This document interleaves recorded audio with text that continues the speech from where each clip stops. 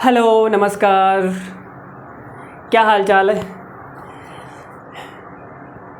उम्मीद करता हूँ आप सब लोग एकदम बढ़िया होंगे। तो मैं आप सभी का हमारे YouTube चैनल एक्स स्क्वायर पर स्वागत करता हूँ। ठीक है, तो देखो हमने भाई आपका स्वागत कर दिया है, और कुछ अगर आप हमसे उम्मीद लगा सकते हैं तो बता दीजिए, वो भी हम पूरा कर देते हैं। स्वागत आपका हो गया है, और कुछ करना है तो बता दीजिए। ठीक है, अब आपका नाम वगैरह ले लेंगे हम। देखो नाम लेने के लिए हमें कोई कमेंट वमेंट तो आ नहीं रहे, हमारी क्लास लाइव तो कोई देखता नहीं है। ठीक है, तो नाम तो किसका ले?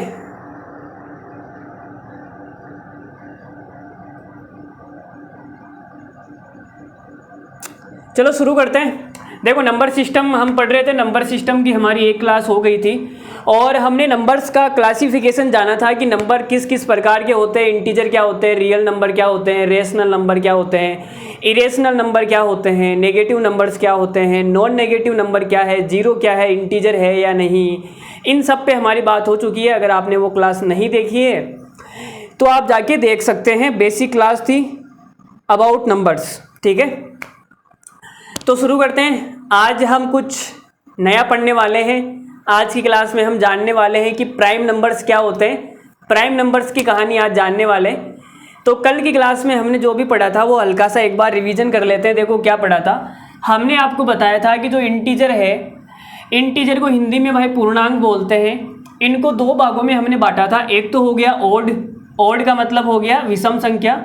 एक हो गया इवन नंबर, इवन का मतलब सम संख्या।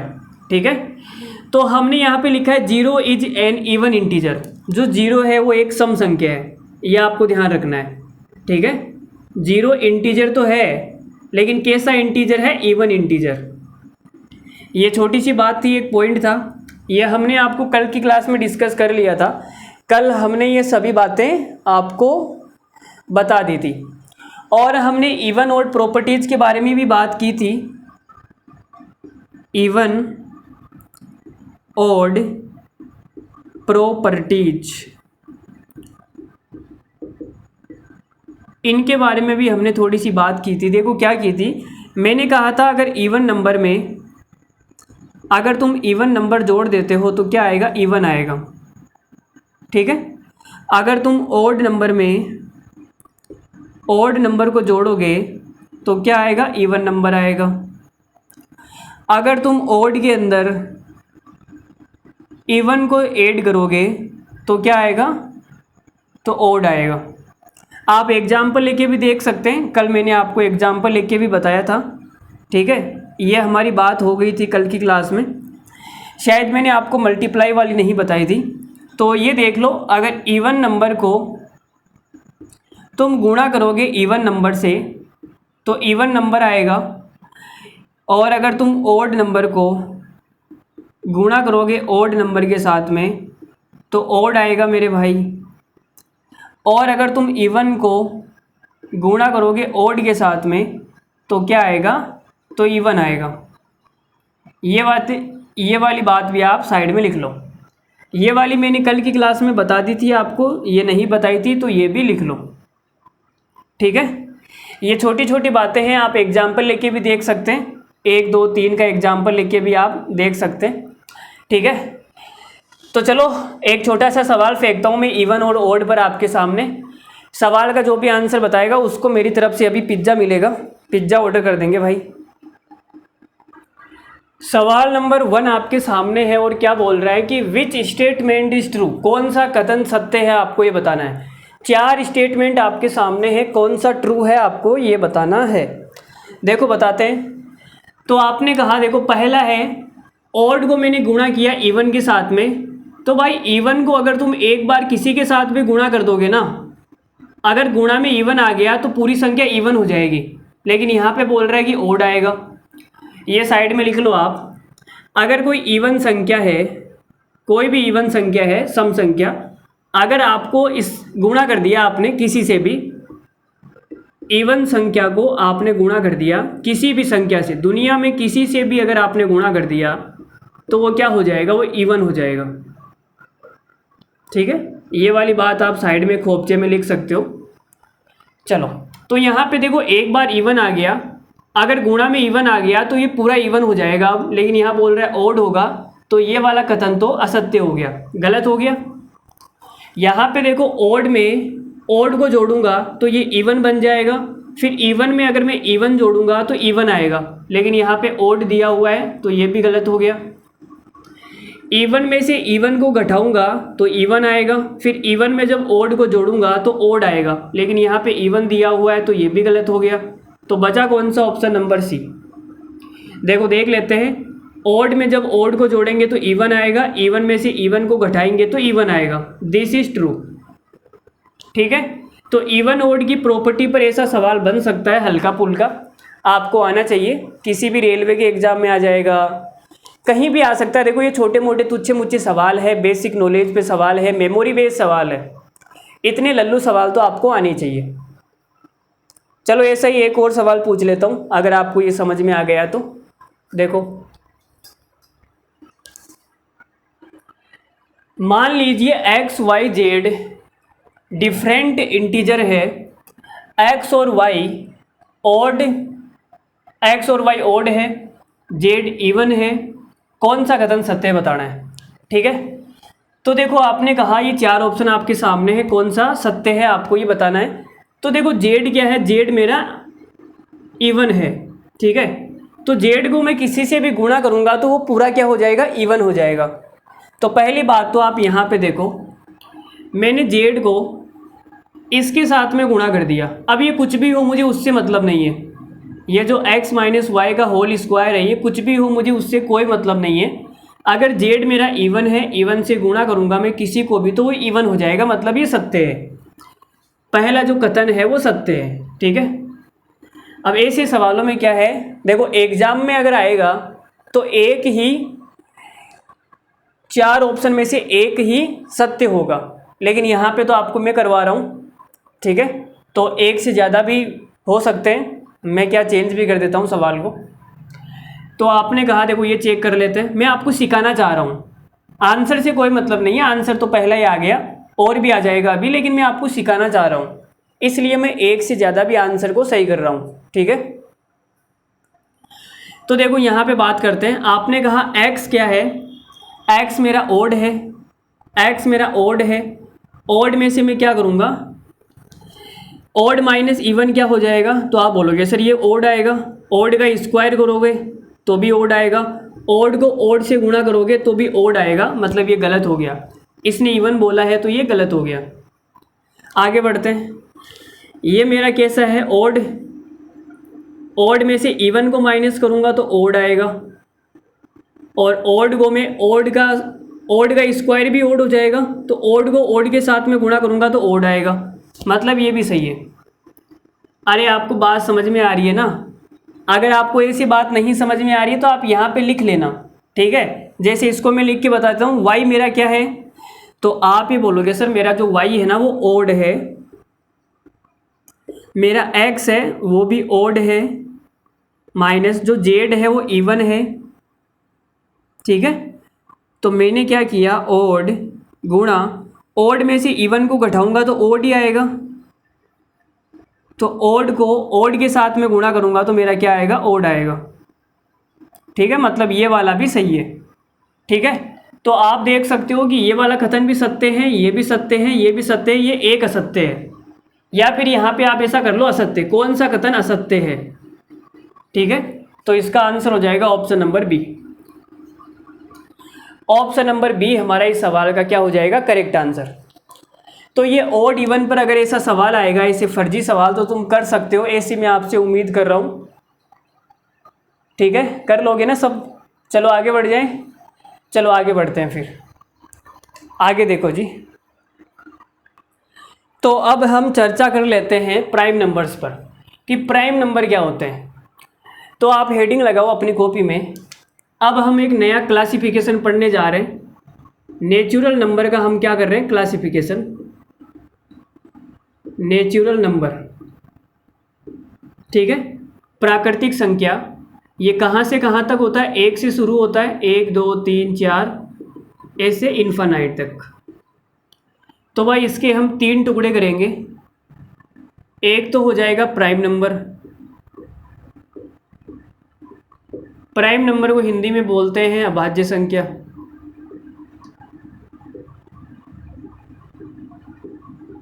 एक तो हो जाएगा अभाज्य संख्या, ठीक है।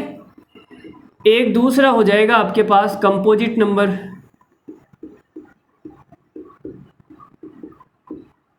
कंपोजिट नंबर को हिंदी में क्या बोलते हैं? भाज्य संख्या। अब ये अभाज्य और भाज्य क्या होता है, इसमें बच्चों को बड़ा डाउट होता है कि सर हमें कैसे पता लगेगा। देखो, और एक तीसरा हो गया जिसके अंदर आएगा 1। तो देखो अभाज्य संख्या क्या होती है? अभाज्य संख्या में आप लिख लो, जिस संख्या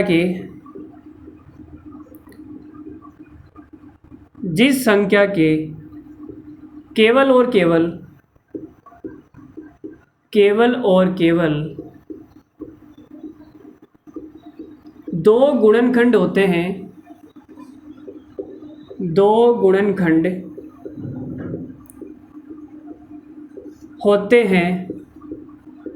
अब वो दो गुणनखंड कौन कौन से होते हैं? पहला गुणनखंड तो होता है 1, एक गुणनखंड तो होता है 1, और दूसरा होता है वो संख्या स्वयं। ये दो गुणनखंड होते हैं। तो जिस संख्या के ये दो गुणनखंड होते हैं, केवल और केवल दो, ठीक है, ना दो से कम ना दो से ज़्यादा, गिनती के केवल दो गुणनखंड होने चाहिए। एक तो हो गया एक, दूसरा हो गया संख्या स्वयं। जैसे फॉर एग्जाम्पल, उदाहरण के लिए लिख लेते हैं हम, आपने कहा सर 2, तो 2 के केवल दो ही गुणनखंड है, एक तो हो गया 1 और एक हो गया 2 खुद। मैंने लिख दिया 17।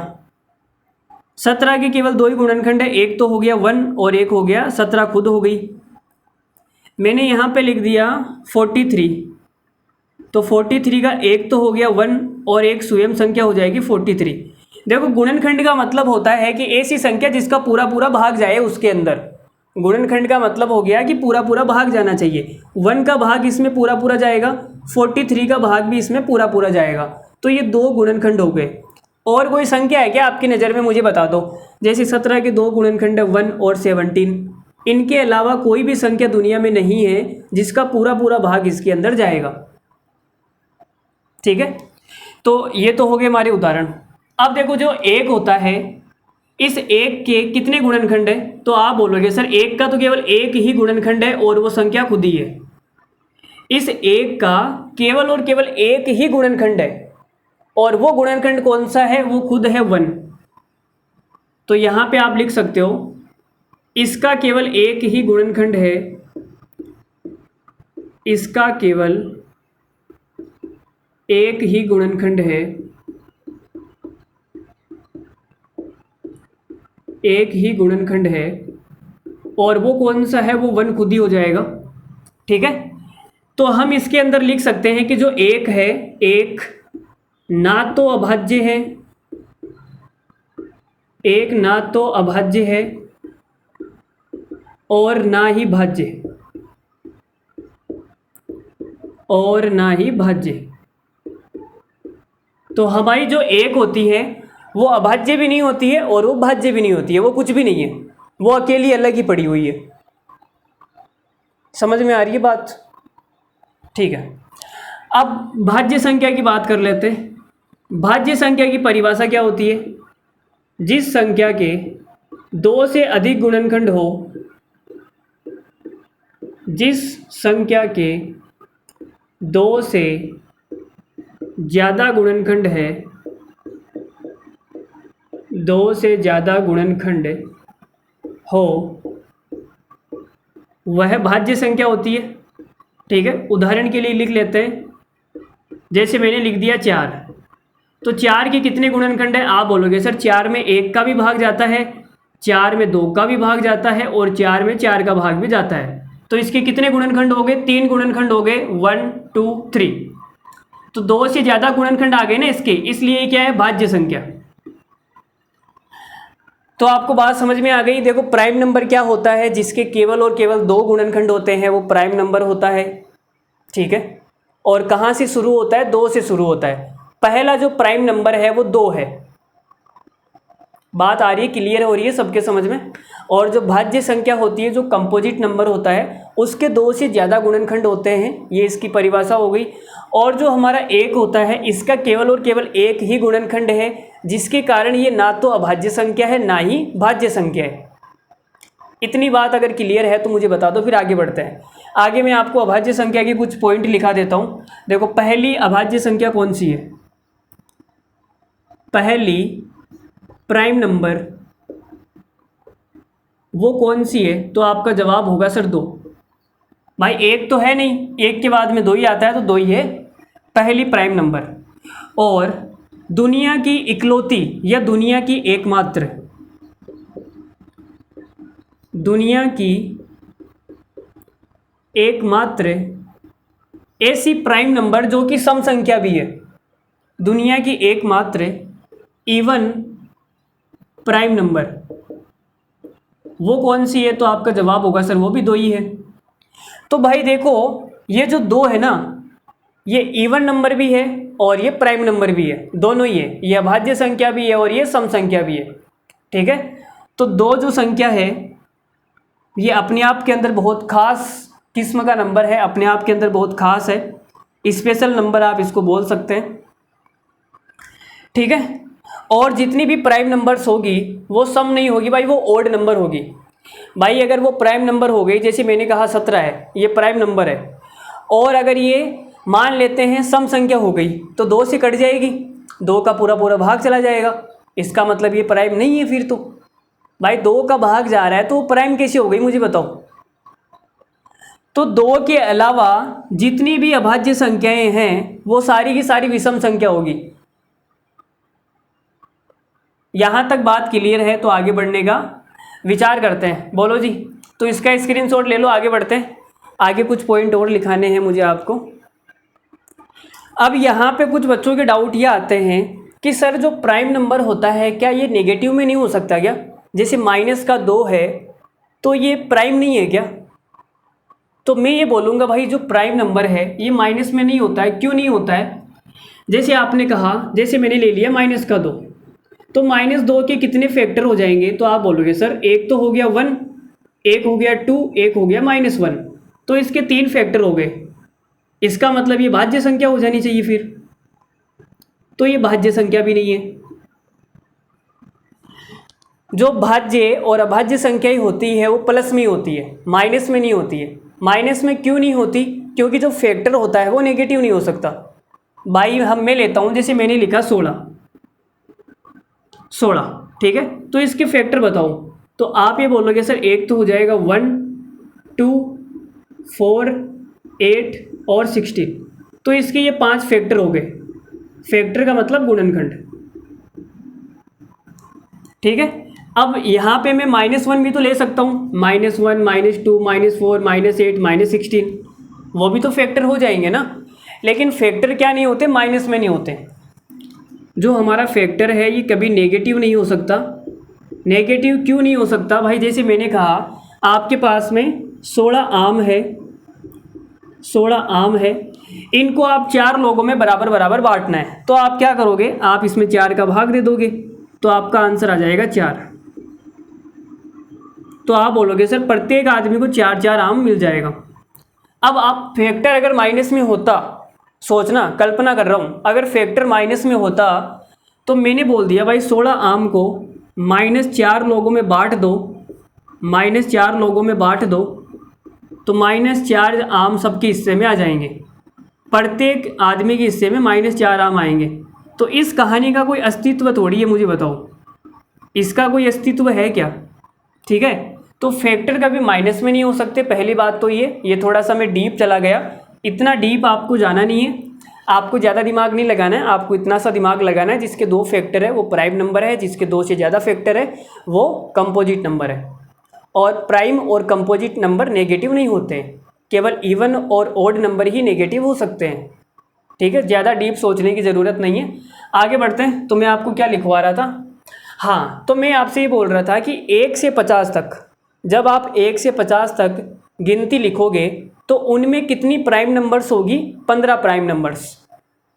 और 50 से 100 तक जब आप गिनती लिखोगे तो उनमें 10 प्राइम नंबर हो जाएगी। तो 1 से 100 तक टोटल कितनी प्राइम नंबर हो गई? 25।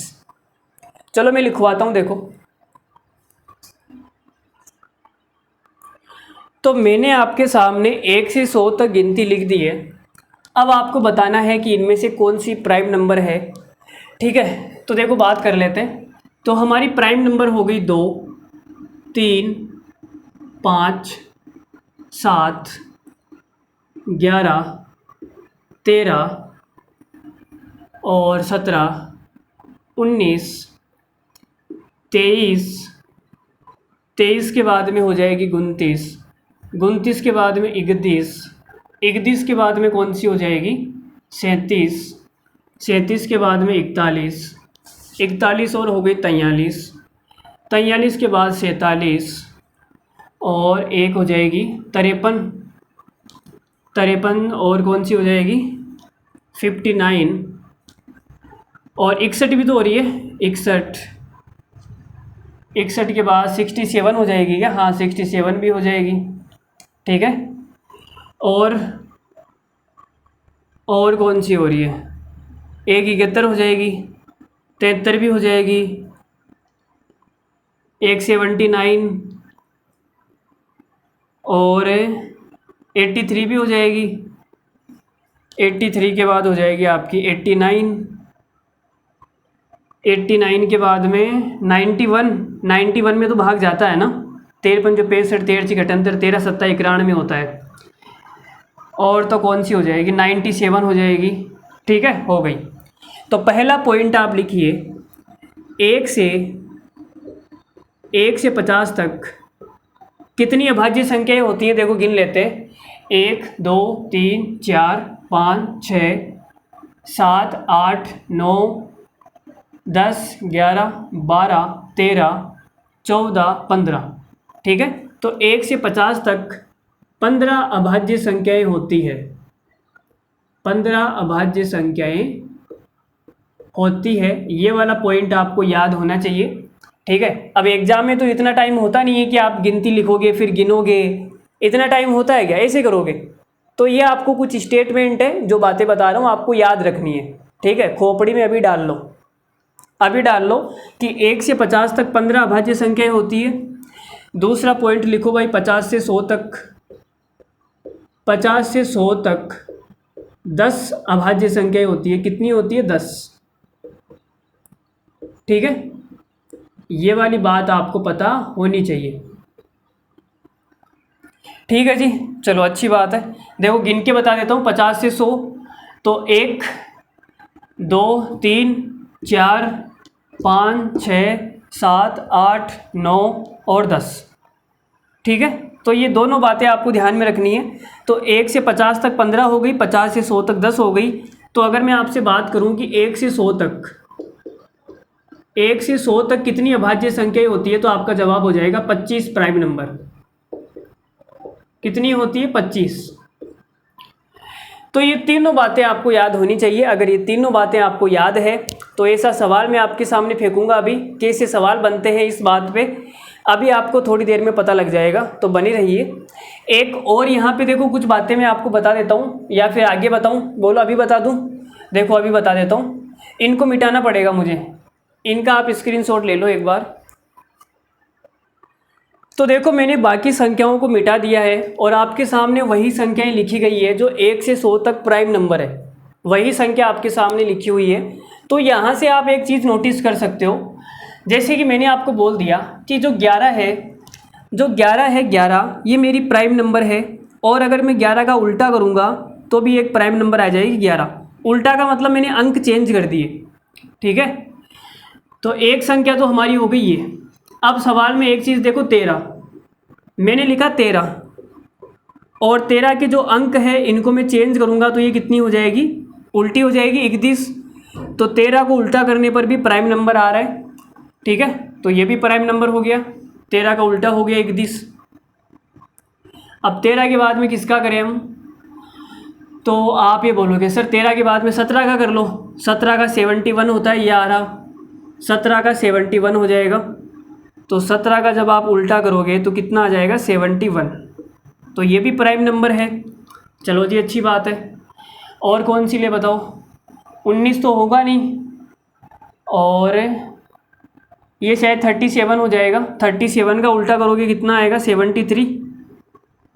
और 73 भी हमारा प्राइम नंबर है, देख लो 73 कहाँ पर है, ये रहा। 73 के बाद में ये नहीं होगा, 40 के बाद में 6 पे चलते हैं, ये हो जाएगा क्या? 61 भी नहीं होगा, नहीं होगा। 7 पे चलते हैं, 71 तो आ ही गया हमारा, 73 भी आ गया। 79 देख लो, 79 का जब उल्टा करोगे तो 97 आएगा, ये भी प्राइम नंबर होता है। तो कितने ऐसे प्राइम नंबर आ गए मुझे बताओ। तो आपसे अगर ये पूछ लिया जाए कि 1 से 100 तक ऐसे कितने प्राइम नंबर है जिनके अंक इंटरचेंज करने पर भी वो प्राइम ही रहेगा, तो आप बोलोगे सर ऐसे कितने नंबर हो गए? 1 2 3 4 5 6 7 8 9। तो 9 ऐसी संख्याएं हैं जिनका आप उल्टा करोगे तो वो एक प्राइम नंबर ही रहेगा। ठीक है, तो साइड में खोपचे में लगा के लिख सकते हो, 9 ऐसी प्राइम नंबर है जिनके अंक इंटरचेंज करने पर भी प्राइम ही रहता है। ये वाली बात आप लिख लेना। ठीक है, चलो अब आपको ये बोल दिया जाए कि उनके अंक सेम नहीं होने चाहिए, उनके जो अंक है वो सेम नहीं होने चाहिए। तो यहाँ पे देखो सेम है, ठीक है, अंक सेम नहीं होने चाहिए। तो इस सवाल का आंसर कितना आ जाएगा? इसको हम हटा देंगे तो सवाल का आंसर आ जाएगा 8। 8 ऐसी प्राइम नंबर है जिनका उल्टा करने पर भी प्राइम नंबर आएगा। चलो अच्छी बात है, तो ये वाली बात आपके समझ में आ गई होगी। अब मैं आपको सवाल फेंकता हूँ, क्या फेंकता हूँ? सवाल, उससे आपको थोड़ी और क्लैरिटी आ जाएगी। सवाल में आपसे इनका योग भी पूछा जा सकता है, सवाल के अंदर आपसे इनका योग भी पूछा जा सकता है। देखो ऐसा सवाल मैं करवा देता हूँ, चलो देखो आप तो आगे बढ़ते हैं। देखो भाई ऐसा सवाल बन सकता है, x 1 से 50 तक प्राइम नंबर की संख्या है और y 1 से 100 तक प्राइम नंबर की संख्या है, तो x और y का औसत बताओ कितना आएगा। अगर आपको ये डायरेक्ट याद है तो आप ये सवाल कर पाएंगे, अगर आपको याद नहीं है, आप 1 से 50 तक कितनी प्राइम नंबर्स है ये एग्ज़ाम में गिनने बैठ जाओगे तो भाई हो गया फिर आपका कल्याण। आपका क्या हो गया? कल्याण हो गया जी। तो फिर आपका कट जाएगा, वहीं कट जाएगा आपका, आप किसी का काटने के लायक ही नहीं बचोगे। ठीक है, देखो तो सवाल में बोला गया है कि जो x है वो x क्या है? 1 से 50 तक प्राइम नंबर्स की संख्या है। तो मैंने आपको बताया था कि 1 से 50 तक कितने प्राइम नंबर है? 15। तो x का मान कितना आ गया? 15। ठीक है, और y क्या है? y 1 से 100 तक प्राइम नंबर्स की संख्या है। तो 1 से 100 तक कितने प्राइम नंबर होते हैं? तो आप बोलोगे सर 25। तो y कितना आ गया? 25। अब मुझे क्या निकालना है? इनका एवरेज निकालना है। तो दो संख्याओं का अगर एवरेज निकालना होता है तो उन दोनों संख्याओं को जोड़ के 2 का भाग दे देते हैं तो एवरेज आ जाएगा। ठीक है, तो इनका एवरेज कितना आ गया? 15 + 25 बटे में 2, तो ये आ गया 40 बटे 2 बराबर 20। सवाल का आंसर कितना आ गया? 20। तो अगर आपको ये चीज़ डायरेक्ट याद है जो मैंने आपको बताई तो अच्छी बात है, और अगर नहीं याद है तो फिर सोच लो। चलो अब आगे बढ़ते हैं। देखो प्राइम नंबर्स को थोड़ा डिटेल से पढ़ते हैं। प्राइम नंबर्स की जो प्रॉपर्टीज़ हैं उनके बारे में जानते हैं, उसके बाद में बैक टू बैक सवाल फेंकूंगा मैं आपके सामने। तो प्राइम नंबर्स की प्रॉपर्टीज आप हेडिंग लगा सकते हैं। शुरू करते हैं। तो अब हम बात कर लेते हैं किस पे? प्राइम नंबर्स की जो प्रॉपर्टीज़ है वो क्या क्या होती है उस पर हम बात कर लेते हैं थोड़ी सी। तो देखो भाई प्लीज़ रिक्वेस्ट है, हाथ जोड़ के विनती है, थोड़ा ध्यान से समझना, नहीं तो बात समझ में नहीं आएगी। ठीक है, थोड़ा सा सीरियस होके बैठ जाओ। मैं भी एकदम सीरियस हो गया हूँ। सीरियस होके पढ़ोगे, सीरियस होके समझोगे तभी बात बन पाएगी। ठीक है, उसके साथ भी सीरियस रहोगे तो बात बन पाएगी, वरना ज़्यादा मजाक में ले लिया तो लात मार के कभी भी जा सकती है।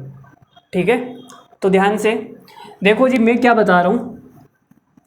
तो मैंने आपसे कहा एक छोटी सी बात समझना, अगर मैं लगातार 3 संख्याएं लिख दूँ, इस दुनिया की कोई सी भी मैं लगातार 3 संख्याएं लिख देता हूँ, जैसे मैंने एग्जाम्पल के लिए लिख दिया 3 4 और 5, ये लगातार 3 संख्या हो गई। मान लेते हैं कुछ और लिख लो यार, 12 13 और 14, कोई सी भी लिख लो, लगातार 3 संख्या आपको लिखनी है। जैसे मैंने बोल दिया, मान लेते हैं कुछ भी लिख दो, मैंने लिख दिया 51, 52, 53, कुछ भी लिख सकते हो तुम, कुछ भी तुम्हारी मर्जी है। जैसे मैंने लिख दिया 14, 15, 16। तो यहाँ से आप देख सकते हो कि अगर लगातार 3 संख्याएं लिखी गई है तो उनमें से एक संख्या ऐसी होगी जो 3 के पहाड़े से कट जाएगी। भाई 3 से कटने का मतलब है 3 के गैप पे जो भी संख्या लिखी जाएगी वो कटी जाएगी ना। तो ये संख्या 3 के गैप पे लिखी हुई है। लगातार 3 संख्या लिखने का मतलब है कि उन 3 संख्याओं में से एक संख्या ऐसी है जो 3 से कट जाएगी। जैसे यहाँ पे ये 3 से पूरी पूरी कट रही है, ये 3 से पूरी पूरी कट जाएगी, ये वाली 3 से कट जाएगी, ये वाली 3 से कट जाएगी। आप कोई सी भी लगातार 3 संख्याएं लिख के चेक कर सकते हो, वो उनमें से एक संख्या 3 से कटेगी। ठीक है, इस बात की गारंटी हो गई। तो भाई मैंने यहाँ पे 3 संख्या लिख दी, मान लेते हैं मैंने यहाँ पे 3 संख्या लिख दी। ठीक है, चलो जी। तो आप बोल रहे हो कि सर इन 3 संख्याओं में से एक संख्या ऐसी है जो 3 के पहाड़े से कट जाएगी। ठीक है, अब यहाँ पे देखो, अगर मैं 3 संख्या लिखूंगा, 3 संख्या लिखूंगा, अगर मैं इवन पहली संख्या इवन लिखता हूँ, बाद वाली संख्या ओड आएगी और इसके बाद वाली संख्या इवन आएगी। अगर मैं शुरुआत इवन से करता हूँ तो पहली इवन, दूसरी ओड, तीसरी इवन। अगर मैं शुरुआत ओड से करूँगा तो ओड के बाद में इवन आएगी और इवन के बाद में ओड आएगी। ठीक है, चलो अब यहाँ पे मैं आपसे क्या बताना चाह रहा हूँ, जैसे ऊपर वाले को देखते हैं तो आप ये बोल रहे हो कि सर ये इवन है, ये भी इवन है, तो बीच वाली ओड है, तो ये प्राइम नंबर हो सकती है, ये प्राइम नंबर हो सकती है, इसके चांस है, प्राइम होने के क्या है चांस। जैसे एग्जाम्पल ले लेते हैं, मैंने 3, 4, 5 का एग्जाम्पल लिया। ठीक है, अच्छा इवन से शुरू कर रहे हैं क्या। जैसे मैंने एग्जाम्पल ले लिया, कुछ भी ले लो, जैसे मैंने लिया 6, 6 के बाद 7 आ गया, 7 के बाद 8 आ गया, तो ये इवन हो गई, ये भी इवन हो गई, लेकिन ये बीच वाली क्या हो गई, प्राइम नंबर, तो प्राइम हो गई।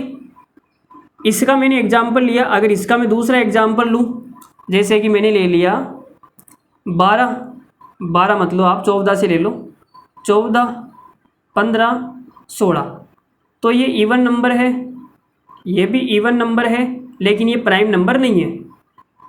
तो मेरा कहने का मतलब ये हो गया कि ये जो बीच वाली संख्या है ये प्राइम हो भी सकती है और प्राइम नहीं भी हो सकती है, प्राइम होने के चांस है, लेकिन ये 2 तो प्राइम नहीं होगी क्योंकि ये तो इवन होगी ना, 2 से कट जाएगी।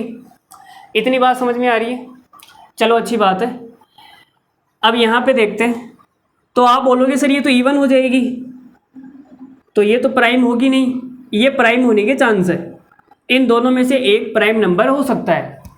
ठीक है, तो मान लेते हैं जैसे कि मैंने यहाँ पे ओड नंबर लिया, ये वाला भी ओड नंबर है और ये वाला इवन नंबर है, तो आप ये बोलोगे सर कि 3 लगातार संख्याएं हैं, 3 लगातार संख्याएं हैं, तो इनमें से एक संख्या 3 से कटेगी, कौन सी कटेगी वो मुझे पता नहीं है।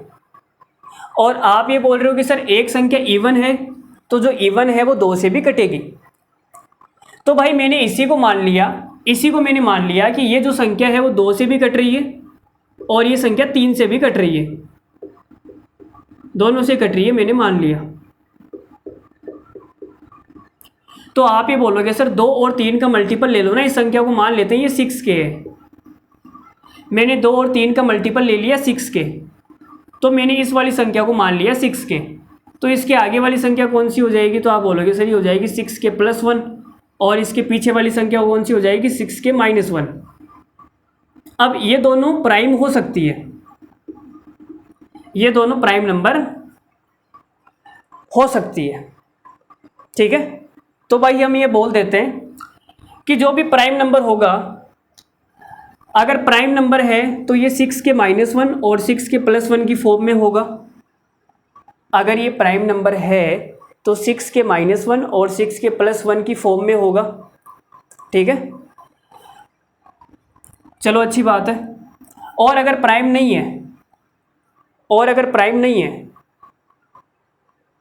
तो भी ये 6 के -1 और 6 के +1 की फॉर्म में हो सकता है। अरे ये वाली बात समझ में आई क्या? देखो मैं वापस समझाता हूँ। मैंने कुछ भी नहीं कहा, ये आप भूल जाओ। मैंने कहा लगातार मैंने 3 संख्या लिखी है। अगर मैंने शुरुआत ओड से की है ना, तो ओड के बाद में इवन आएगा, इवन के बाद में ओड आएगा।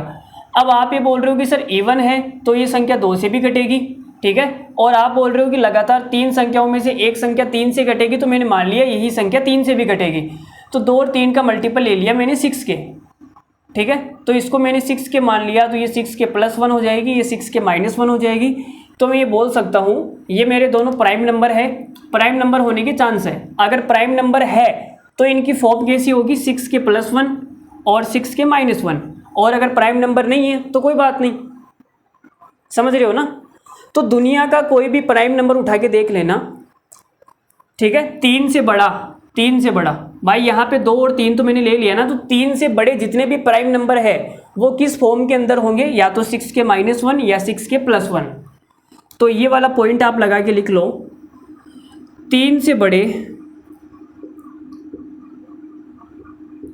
बड़े दुनिया का कोई भी प्राइम नंबर हो, 3 से बड़े दुनिया का कोई भी प्राइम नंबर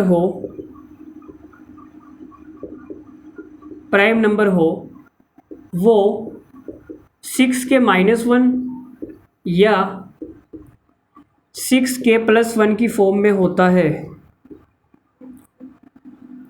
-1 या 6 +1 की फॉर्म में होता है।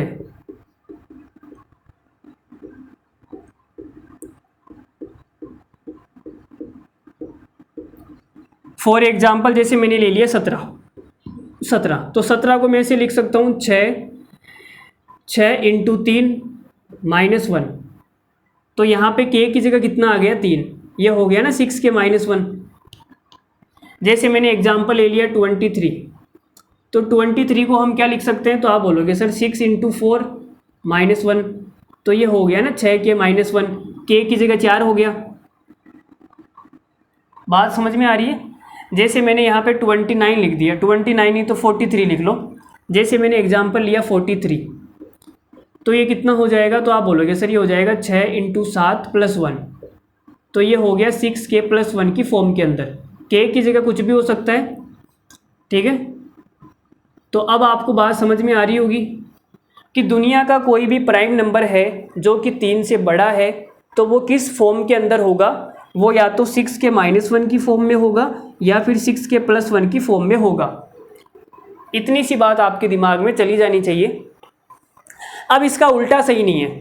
अगर मैं इसका उल्टा करूँ ना तो उल्टा सही नहीं होगा। उल्टा सही क्यों नहीं होगा, देखो उल्टा का मतलब हो गया, जैसे ही मिटा लेते, जैसे उल्टा का मतलब क्या हो गया, आपने बोल दिया कि अगर प्राइम नंबर है, आपका पहला स्टेटमेंट है कि अगर प्राइम नंबर है तो वो किस फॉर्म के अंदर होगा, या तो 6 के -1 होगा या 6 के +1 होगा। इसका उल्टा क्या हो जाएगा, उल्टा ये वाली बात तो सत्य है। इसका उल्टा करूंगा, मैंने कहा कोई संख्या ऐसी है जो 6 के -1 या 6 के +1 की फॉर्म में है तो प्राइम होगी,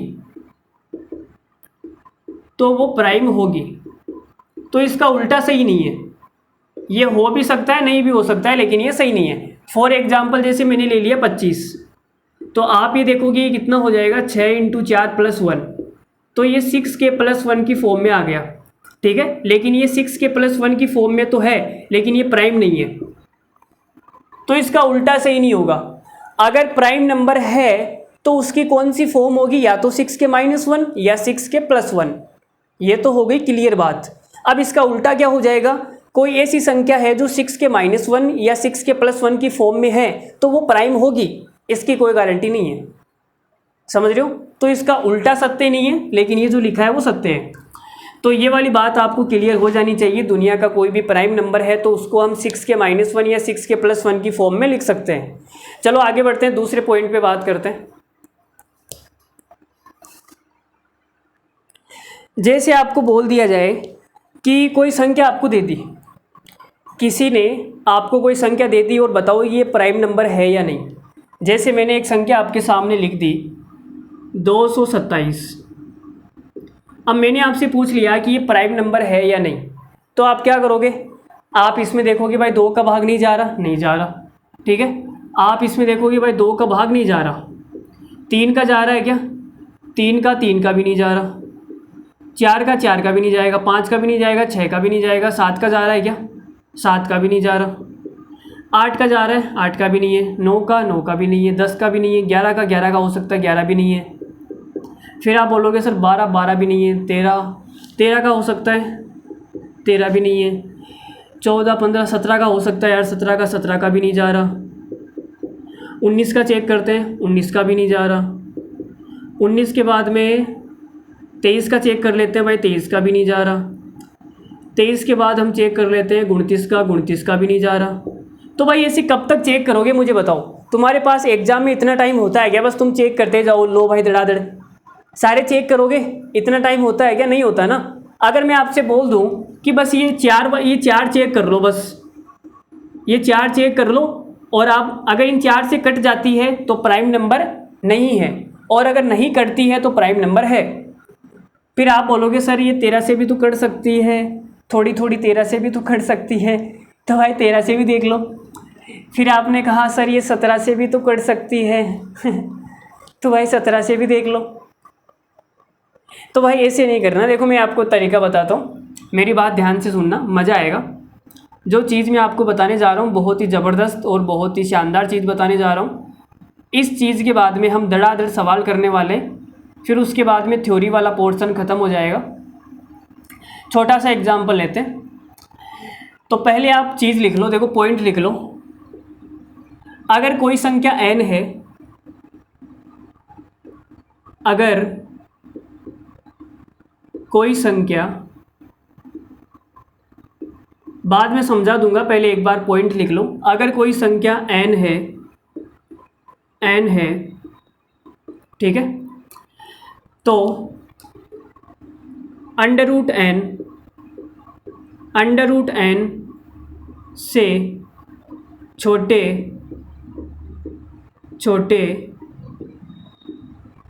छोटे या बराबर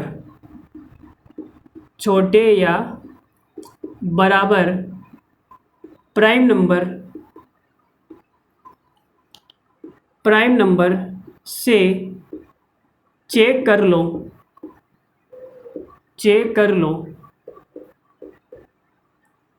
लो n कटती है या नहीं। अगर हाँ, अगर कट जाती है अब भाई क्या कट जाती है, ये जो n है अगर ये कट जाती है तो प्राइम नंबर नहीं होगी, और अगर नहीं कटती है,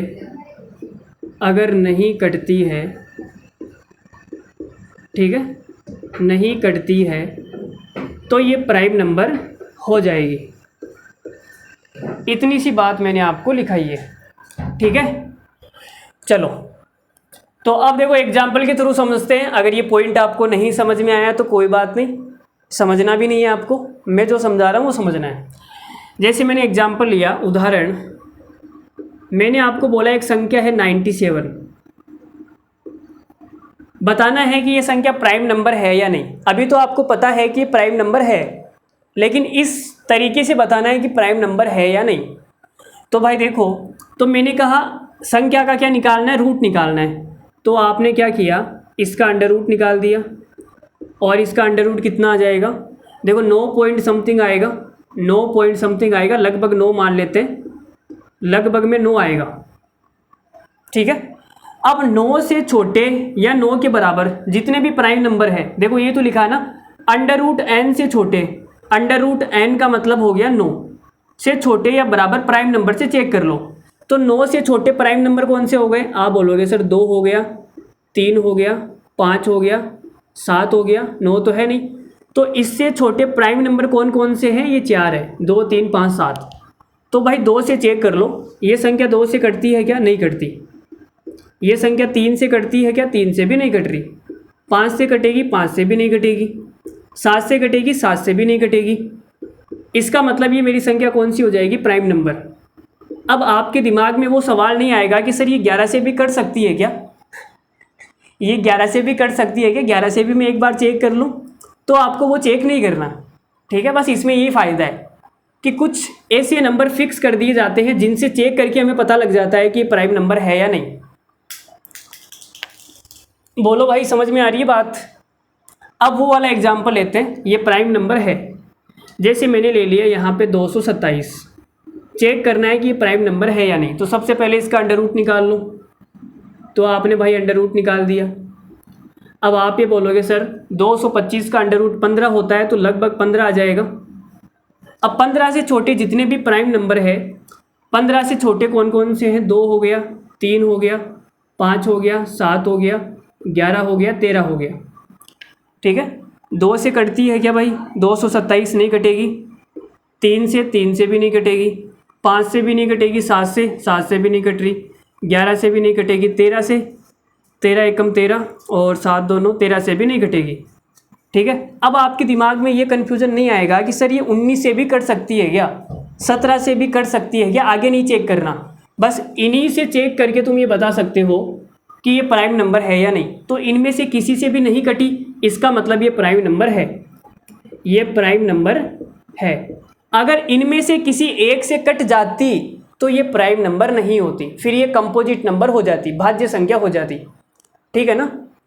तो उम्मीद करता हूँ आपको ये वाली चीज़ समझ में आ गई होगी कि इसे क्या करना है। अब इस पर मैं एक छोटा सा सवाल भी पूछ लेता हूँ, ठीक है। चलो बैक टू बैक सवाल फेंकता हूँ मैं आपके सामने, मज़ा आएगा। अरे बोलो भाई, मज़ा आ रहा नहीं आ रहा है? मज़ा तो आएगा, ठीक है। हम क्लास ले रहे हो और आपको मज़ा नहीं आए, बात जमी नहीं यार, ठीक है। मज़ा तो आएगा।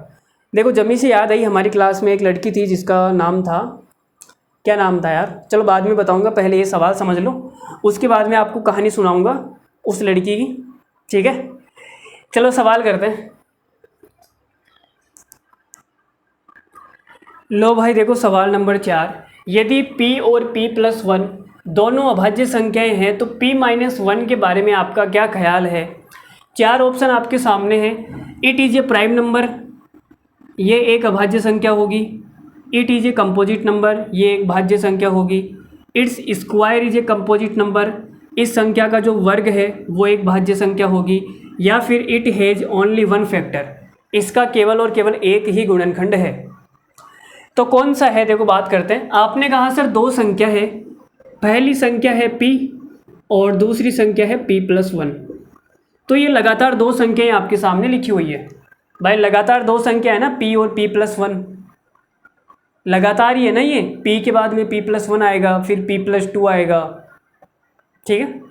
तो लगातार 2 संख्याएं अगर आपके सामने लिखी हुई है तो श्योर गारंटी है उन दोनों में से एक संख्या 2 के पहाड़े से कटेगी। बोलो कटेगी या नहीं कटेगी? कटेगी ना मेरे भाई। कोई भी संख्या आप लिख के देख लो, लगातार 2 संख्या लिख लो। जैसे मैंने बोल दिया 14 और 15, 14 2 से कट जाएगी। मैंने बोल दिया 97 और 98, 98 2 से कट जाएगी। मैंने बोल दिया 1001, 1002, 1002 2 से कट जाएगी। तो दुनिया की कोई भी 2 लगातार संख्या आप लिख लेना, उनमें से एक संख्या 2 से कटेगी। अब आप ये बोल रहे हो कि सर 2 के पहाड़े से भी कट रही है, और ये भाई साहब बोल रहे हैं कि अभाज्य संख्या भी है।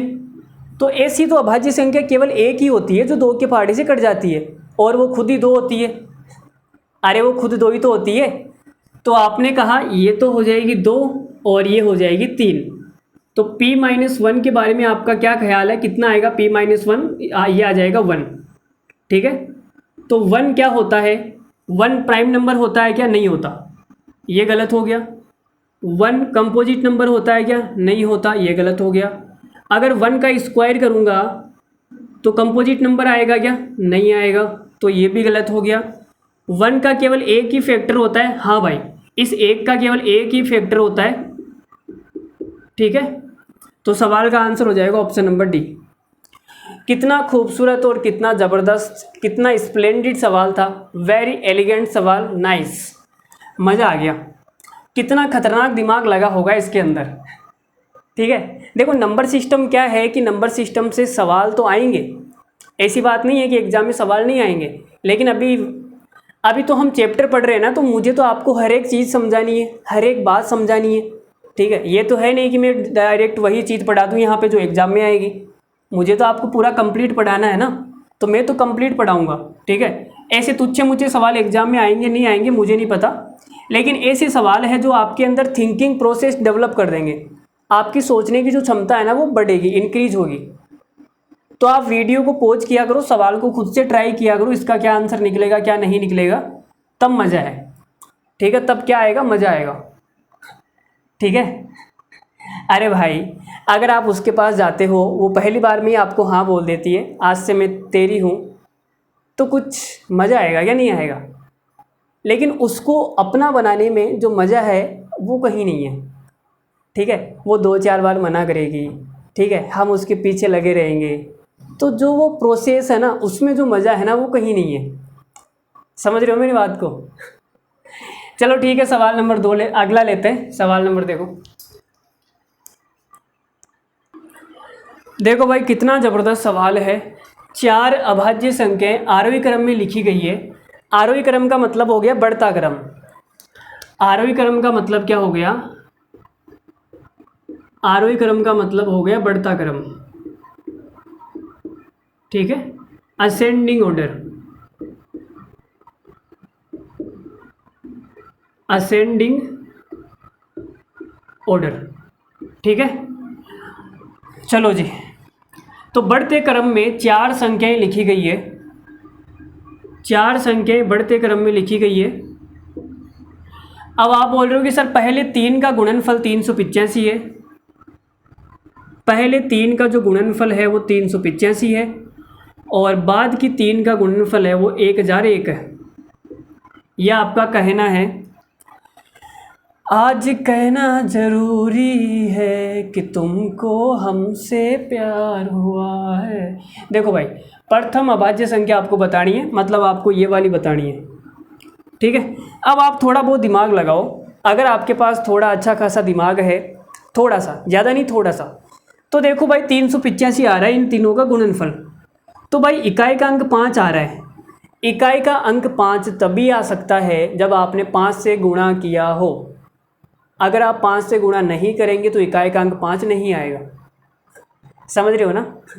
इतनी सी अगर आप में कॉमन सेंस है तो आप ये बोलोगे सर, अब देखो सबसे छोटी संख्या है ना ये तो, और सबसे छोटी संख्या ऑप्शन के अंदर देख लो 5 ही है और कुछ भी नहीं है, तो आप ये बोलोगे सर 101% ये 5 ही आएगा। तो सवाल का आंसर हो गया 5। बिना कुछ करे ही इतना भी लिखने की ज़रूरत नहीं है, ये तो मैंने आपको समझाने के लिए लिखा है, बाकी इसकी कोई ज़रूरत नहीं है। ठीक है, तो सवाल का आंसर 5 आ गया। चलो फिर भी आपको नहीं पता लग रहा कि क्या आएगा, तो छोड़ो, मारो गोली इसको। आपको नहीं पता लग रहा तो कुछ बच्चों को याद होता है, कुछ बच्चों को क्या याद होता है, 1001 का 1000 जो 1 होता है वो किसका गुणनफल होता है? आपको याद रखना है 7, 11 और 13, इन तीनों को जब गुणा किया जाएगा तो 1001 आएगा। ये मोस्टली अधिकतर स्टूडेंट्स को याद होता है कि 7, 11, 13 को जब गुणा करेंगे तो 1001 आएगा। ये याद क्यों होता है अभी आगे बताऊंगा मैं इसकी कहानी। अभी तो ये सवाल बीच में आ गया तो कर लेते हैं। 7, 11, 13 इन तीनों का जब आप मल्टीप्लाई करोगे तो 1001 आएगा। यह आपको याद होना चाहिए, अगर याद है तो अच्छी बात है, वरना कोई दिक्कत नहीं है। ठीक है, तो आपने कहा सर ये तो हो गई 7, ये हो गई 11 और ये हो गई 13, तो 7 से पहले वाली जो प्राइम नंबर कौन सी होती है? 5। अब इनको गुणा करके चेक कर लो, 5 को 7 से किया 35, 35 को 11 से करेंगे 385, तो हमारी ये वाली संख्या आ गई 5। ऑप्शन नंबर सी सवाल का करेक्ट आंसर है। तो ऐसे आपको एग्जाम में दिमाग लगाना पड़ेगा। लो भाई, सवाल नंबर 6 देखो क्या बोल रहे हैं। बड़ा ही खूबसूरत और ज़बरदस्त सवाल है। 3 अभाज्य संख्याओं का योगफल 100 है। यदि इनमें से एक किसी दूसरी संख्या से 36 ज़्यादा है, तब इन संख्याओं में से एक संख्या बतानी है कि कौन सी है। 4 ऑप्शन आपके सामने हैं। तो देखो भाई, मैंने बोला भाई 3 संख्या है A, ABC, इन तीनों संख्याओं को जब जोड़ा जाएगा तो मेरे पास क्या आएगा, 100 आएगा। और आप ये बोल रहे हो कि सर ये तीनों संख्या प्राइम नंबर है, ये तीनों संख्या जो है प्राइम नंबर है, ठीक है। तो मुझे एक बात बताओ, एक छोटी सी बात मैं आपसे पूछ रहा हूँ, छोटी सी पूछूंगा, छोटी सी। दो के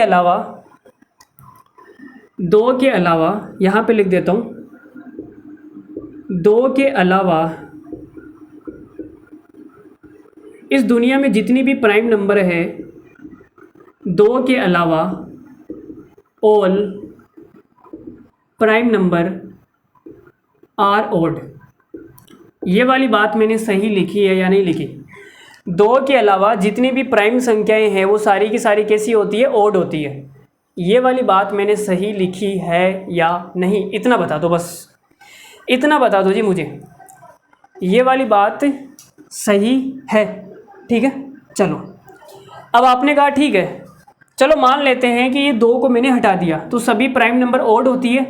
तो आपने कहा सर ये भी ओड है, भाई सवाल में बोला है ना अभाज्य संख्या है तो ओड हो जाएगी, ये भी ओड हो जाएगी और ये भी ओड हो जाएगी। तो जब ओड को मैं 3 बार जोड़ूंगा तो मेरे पास में क्या आएगा, मेरे पास में ओड आएगा। लेकिन ये 100 कैसा है, ये 100 तो इवन है भाई, 100 तो इवन है ना। जब मैं ओड को जोड़ूंगा तो इवन आ जाएगा, इवन में ओड जोड़ूंगा तो ओड आ जाएगा। इसका मतलब यहाँ पे ओड आना चाहिए लेकिन ओड नहीं आ रहा, ये तो इवन आ रहा है। इसका मतलब इन 3 में से एक संख्या मेरी इवन है। मान लेते हैं ये संख्या होगी इवन और बाकी 2 ओड हो जाएगी। तो इवन ओड मिला के इवन हो गई, इवन में इवन जोड़ूंगा तो इवन आ जाएगा। तो आप ये बोल सकते हो कि इन तीनों में से एक संख्या इवन होना जरूरी है, इवन होना जरूरी है, क्योंकि इन तीनों का जो योगफल है वो इवन आ रहा है। तो भाई इवन केवल एक ही संख्या होती है, वो होती है 2। तो मैंने मान लिया ये संख्या 2 है। अगर ये संख्या 2 है तो b प्लस सी कितना आ जाएगा, b प्लस सी 98 आ जाएगा। भाई 100 में से 2 माइनस कर दिया ना, 98 आ गया। तो आप ये बोल रहे हो कि सर b और c को जोड़ने पे 98 आ रहा है, ठीक है। और एक संख्या है वो दूसरी से 36 ज़्यादा है, तो मैंने इसको 36 ज़्यादा कर दिया। तो 98 में से 36 माइनस करूँगा तो कितना बचेगा, 98 देखो 8 में से 6 गया 2, 9 में से 3 गया 6, तो 62 बचेगा, ठीक है। तो 98 में से 36 मैंने इसको ज़्यादा कर दिया तो बचा कितना, 62 में से मैंने 31 इसको दे दिया और 31 मैंने इसको दे दिया। तो ये कितनी हो जाएगी 67 और ये कितनी हो गई 31। तो एक संख्या तो हो गई 67, एक संख्या हो गई 31। तो क्या कौन सा आंसर आ रहा है, 31। सवाल में ये पूछा है ना इन दोनों संख्याओं में से एक संख्या कौन सी है, तो 31 भी आंसर हो सकता है और 67 भी आंसर हो सकता है, लेकिन ऑप्शन के अंदर 31 है तो हमारा ये आंसर हो जाएगा। बोलो कैसा लगा, ज़बरदस्त सवाल था ना।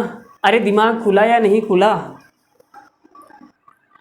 लो भाई सवाल नंबर 7 पे देखो, ऐसे कितने धन पूर्णांक है ए संभव है जिनके लिए a square less than equals to 5a। NTPC railway 2021 का सवाल है, तो एग्ज़ाम में आया हुआ सवाल है। देखो क्या बोला है, हमें बताना है कि ए की कितनी पॉसिबिलिटीज़ है। तो आप बोलोगे सर ए से ये स्क्वायर कट जाएगा, तो भाई जो ए है वो 5 के बराबर है या 5 से छोटा है और धन पूर्णांक होना चाहिए। तो भाई एक तो ए का आ जाएगा, या तो 5 हो सकता है या 4 हो सकता है या 3 हो सकता है या 2 हो सकता है या 1 हो सकता है। धन पूर्णांक की बात हो रही है, 0 तो आएगा नहीं। तो 5 से छोटा होना चाहिए और 5 के बराबर भी होना चाहिए, तो या तो 5 हो जाएगा या 4 या 3 या 2 1। तो कितनी पॉसिबिलिटी हो गई, 1 2 3 4 5, 5 पॉसिबिलिटी है, 5 संभावनाएं बनेगी, 5 संभावनाएं बनेगी मेरे भाई, बनेगी बनेगी बनेगी बनेगी बनेगी रे बनेगी बनेगी। ठीक है, चलो आगे बढ़ते हैं। अगला सवाल देखो, लो भाई सवाल नंबर 8 देखो। ये तो लल्लू ही सवाल है यार, हलवा सवाल है, कोई कर देगा इसमें। तो क्या है, निम्न में से कौन सी संख्या भाज्य है? तो भाई 4 संख्या है, बतानी है भाज्य संख्या कौन सी है। ALP 2018, असिस्टेंट लोको पायलट 2018, कौन सी संख्या है देखो, देख लेते हैं। तो भाई देखो 2 से तो कोई संख्या कटेगी नहीं, ठीक है, भाज्य बतानी है। 3 से चेक कर लेते हैं, 3 से कट रही है क्या कोई? ये 3 से कटेगी क्या? 4 2 6 और 1 7, 3 से नहीं कटेगा। 7 2 9 और 1 10, 10 भी 3 से नहीं कटेगा। 2 और 5 7, 7 और 1 8, 8 भी 3 से नहीं कटेगा। 6 2 8 और 1 9, 9 3 से कटता है, तो भाई ये 3 से कट जाएगी। और सवाल में पूछा है भाज्य संख्या, तो भाज्य संख्या तो 261 हो गई ना। सवाल का आंसर आ गया 261। तो कर लोगे इसे, तो लल्लू हलवा सवाल तो कर ही दोगे, इसमें क्या है। अब आप अपनी प्यारी सी कॉपी पर हेडिंग लगाओ, को प्राइम नंबर। को प्राइम नंबर या relatively prime number, relatively prime number, Hindi में इनको बोलते हैं सहअभाज्य संख्या। सहअभाज्य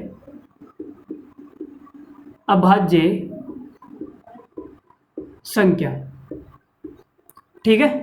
ये क्या होती है, देखो क्या होती है, मैं दिखाता हूँ, इधर देखो। तो 2 मैंने संख्याएं लिख दी आपके सामने, और उन दोनों संख्याओं के बीच में कुछ भी कॉमन नहीं आ रहा है।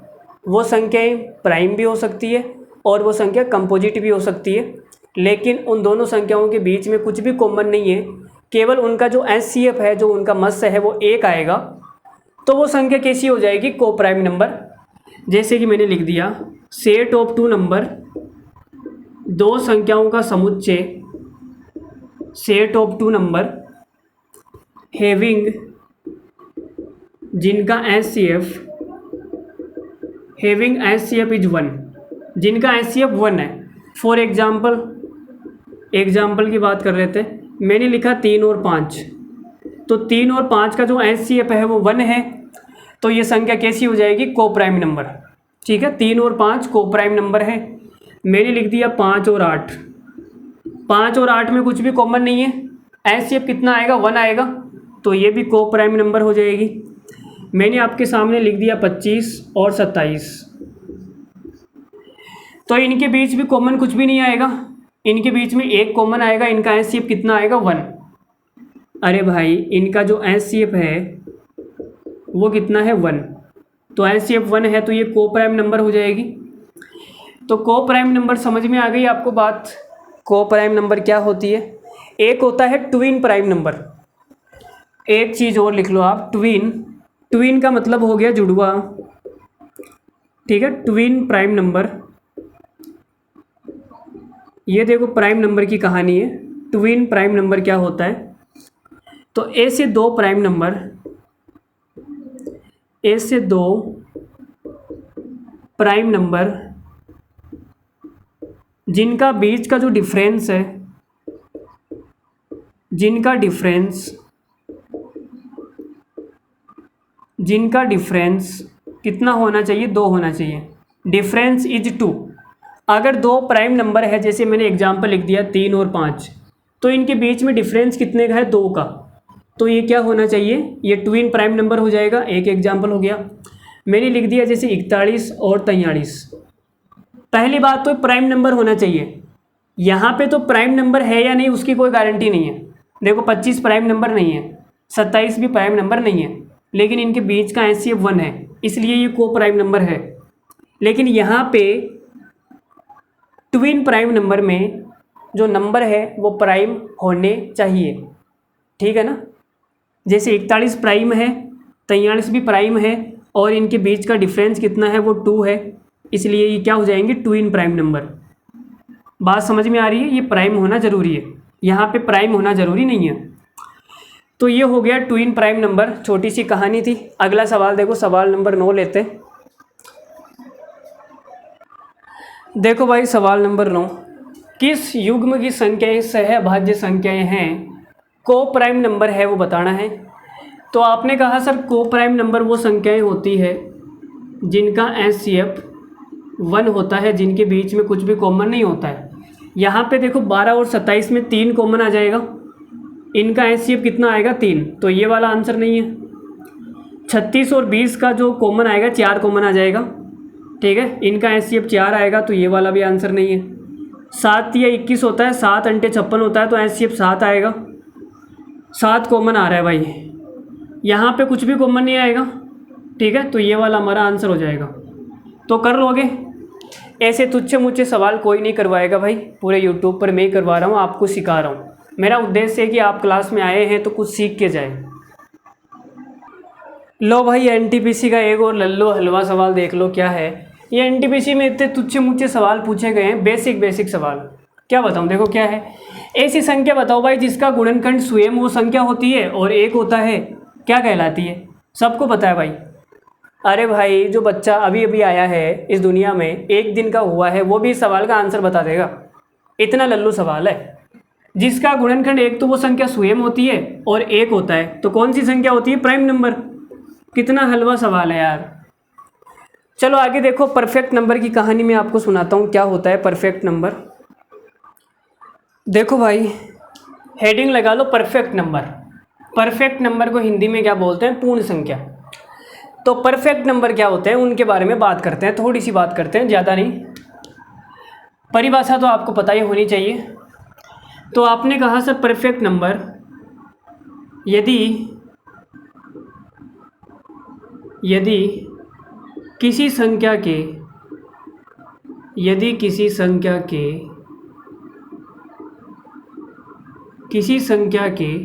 गुणनखंडों का योग।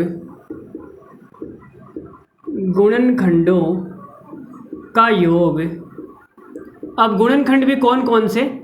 तो भाई देखो, गुणनखंड में वो संख्या स्वयं भी होती है। जैसे मैं बोलूँ 36, तो 36 संख्या का एक गुणनखंड है 36, ठीक है। तो इस गुणनखंड को छोड़ देना है। गुणनखंडों का योग कोष्टक में लिख लो, संख्या को छोड़कर,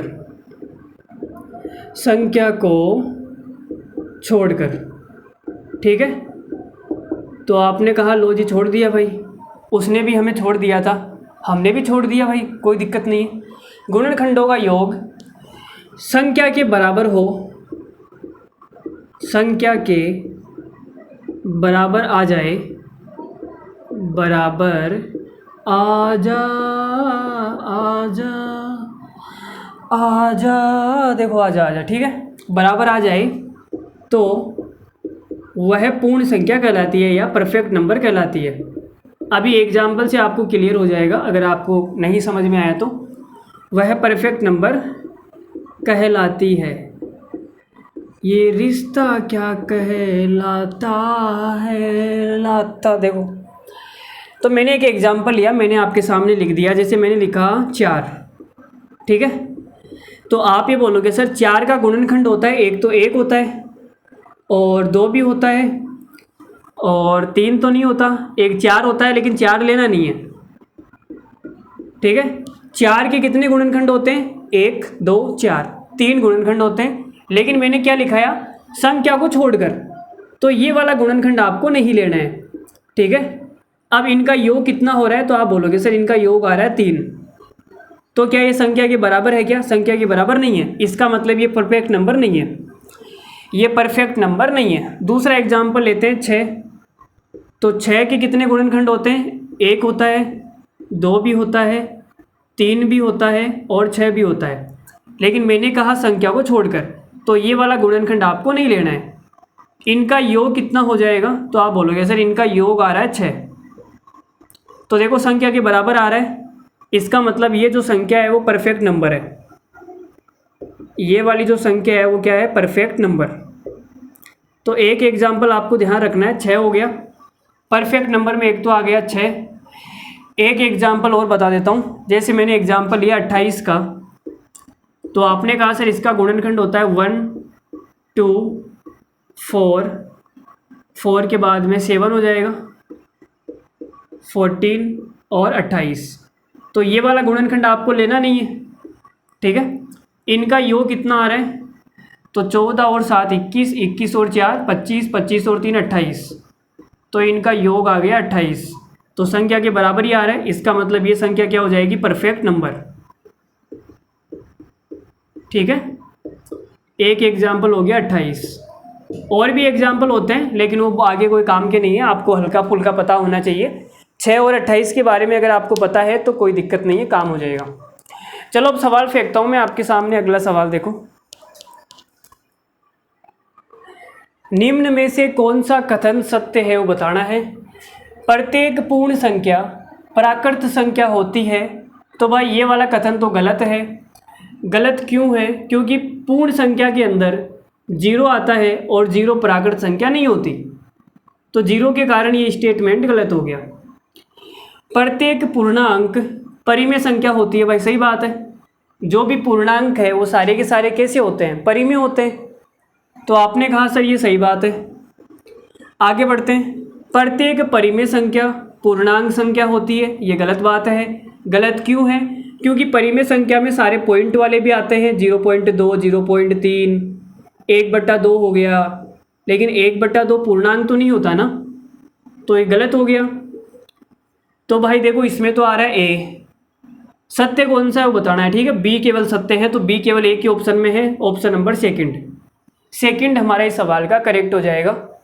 कोई भी माइका लाल रोकने वाला नहीं है। देखो भाई ये भी एनटीपीसी में आया हुआ सवाल है, मैंने लिखा नहीं एनटीपीसी, लेकिन ये एनटीपीसी में आया हुआ सवाल है। क्या बोल रहा है कि निम्न में से कौन सा कथन सत्य है? प्रत्येक अभाज्य संख्या विषम होती है। सही बात है भाई, प्रत्येक अभाज्य संख्या विषम होती है, केवल दो को छोड़ के। तो भाई इसने बोला है प्रत्येक अभाज्य संख्या विषम होती है, लेकिन दो तो नहीं होती ना, दो तो सम होती है। इसका मतलब ये गलत हो गया, प्रत्येक तो नहीं होती। अगर इसमें ये बोला होता दो को छोड़कर सारी की सारी तो सही हो जाता, लेकिन दो नहीं होती। किन्हीं भी दो अभाज्य संख्याओं का गुणनफल विषम संख्या होती है। तो भाई अभाज्य संख्या में तो दो भी आता है, दो अभाज्य संख्या है, और दो कैसी नंबर है? इवन नंबर है। इवन नंबर को आप किसी संख्या से गुणा करोगे तो कैसा आएगा? इवन आएगा। लेकिन ये बोल रहा है कि हमेशा विषम आएगा, तो हमेशा विषम नहीं आएगा, दो के केस में इवन भी आएगा, तो ये भी गलत हो गया। भाई दोनों ही गलत है। तो भाई ना तो एक और ना ही दो। सवाल में बोला है कि कौन सा कथन सत्य है, तो ना तो पहला सत्य है ना ही दूसरा सत्य है, ऑप्शन नंबर बी हमारा सवाल का करेक्ट आंसर हो जाएगा। तो ऐसे सवाल आप कर सकते हो, ठीक है। लो भाई सवाल नंबर 13 देखो। तो ये वो सवाल आ गया जो मैं आपको बात कर रहा था। मान लीजिए कि ए बी कोई संख्या है जहाँ पे ए नॉट इक्वल्स टू बी है। दो अंकों वाली अभाज्य इस प्रकार है कि बी ए भी एक अभाज्य संख्या होगी। जो ए बी है वो एक अभाज्य संख्या है, इसका उल्टा करोगे बी ए तो भी अभाज्य आएगा। ऐसी सभी संख्याओं का योगफल ज्ञात कीजिए। तो ऐसी सभी संख्याओं को आपको क्या निकालना है? योगफल निकालना है। तो देखो आपको पता नहीं है तो आप कैसे करोगे? मेरी बात मानो, आप इस सवाल को याद कर लेना, ठीक है। अभी तो मैं बता रहा हूँ, लेकिन इस सवाल को क्या कर लेना? याद कर लेना। क्या कर लोगे? याद कर लोगे, पक्की बात है ना। चलो तो आप ये बोलोगे सर पहली संख्या हो गई 11, ठीक है।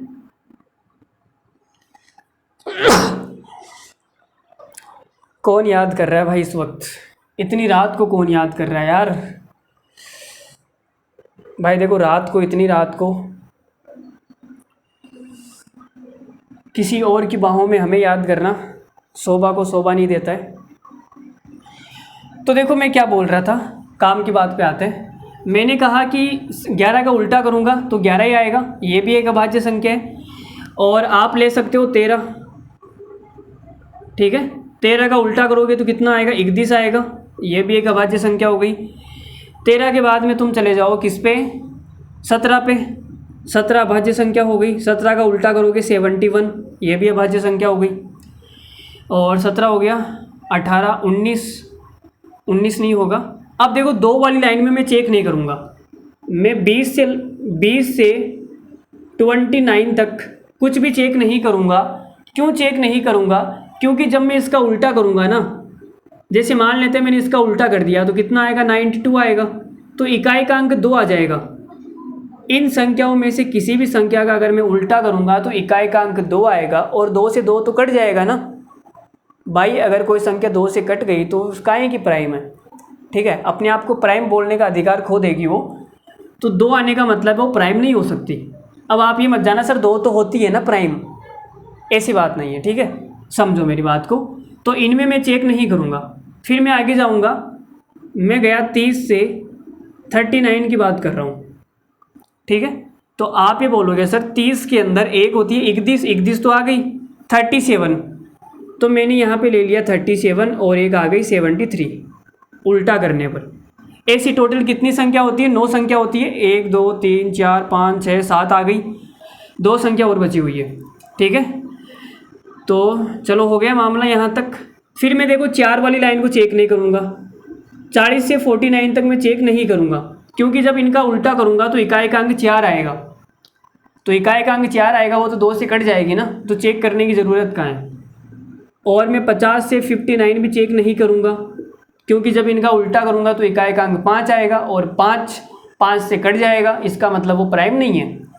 फिर मैं 6 पे जाऊँगा तो मैं 60 से 69 भी चेक नहीं करूँगा। क्यों नहीं करूँगा? क्योंकि उल्टा करूँगा तो इकाई का अंक 6 आएगा और 6 2 से भी कटेगा, 3 से भी कटेगा, तो प्राइम नहीं है। फिर मैं जाऊँगा 70 वाली लाइन में, 70 से 79, इनमें बात बन सकती है। तो आप बोलोगे सर 79 प्राइम नंबर है, 79 क्या है? Prime number. इसका उल्टा करूँगा 97, वो भी प्राइम नंबर, ठीक है। तो मैंने सारी संख्याएं लिख दी भाई। कितनी संख्या हो गई? 9 संख्या। अब इनका योग कितना होता है? इन सभी संख्याओं का योग होता है, देखो जोड़ोगे तो योग आ जाएगा 429, 429 आ रहा है। तो ये भाई आपको याद रखना है। क्या रखना है? याद रखना है। एग्ज़ाम में तुम्हारे पास में इतना टाइम नहीं होगा कि तुम बस ये निकालते रहोगे, ठीक है, और इनको जोड़ते रहोगे। आपको याद रखना है, सिंपल सी बात बता रहा हूँ मैं। ये किसी एग्ज़ाम में आया हुआ सवाल है, शायद ये NTPC में आया था, ठीक है, यह आपको याद रखना है। लेकिन सवाल में ये बोला है कि A not equals to B, मतलब मुझे इस 11 को शामिल नहीं करना है, ठीक है, इस 11 को मुझे शामिल नहीं करना है। जब ये 11 शामिल नहीं होगा तो 429 में से 11 माइनस हो जाएगा, 429 में से 11 माइनस हो गया तो कितना आ गया? 418। तो इन सबको जोड़ने पे 418 आएगा, ऑप्शन नंबर सी। इस सवाल का आंसर हो जाएगा आपका ऑप्शन नंबर सी। तो बोलो कैसा लगा? तो ये आपको क्या रखना है? याद रखना है, ठीक है।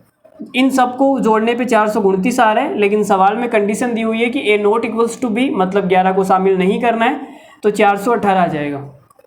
चलो आगे बढ़ते हैं, अगले सवाल देखो। लो भाई सवाल नंबर 14 देखो क्या बोल रहे हैं।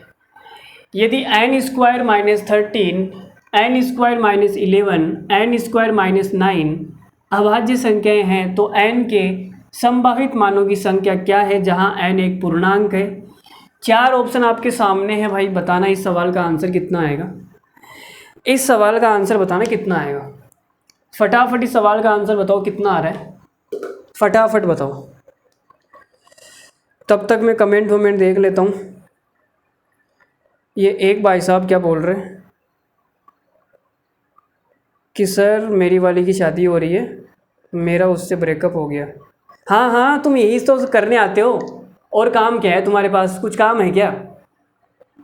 पढ़ने थोड़ी आते हो तुम क्लास में। बस मेरी वाली की शादी हो रही है, मेरा ब्रेकअप हो गया, मेरा वो हो गया सर। पढ़ लो होश में आके, कुछ नहीं पढ़ा इन बातों में। मैंने बहुत लोगों को देखा है आते हुए खुरपे हाथों में, खुरपे हाथों में आने के बाद में कोई खेत नहीं देगा तुम्हें अपना।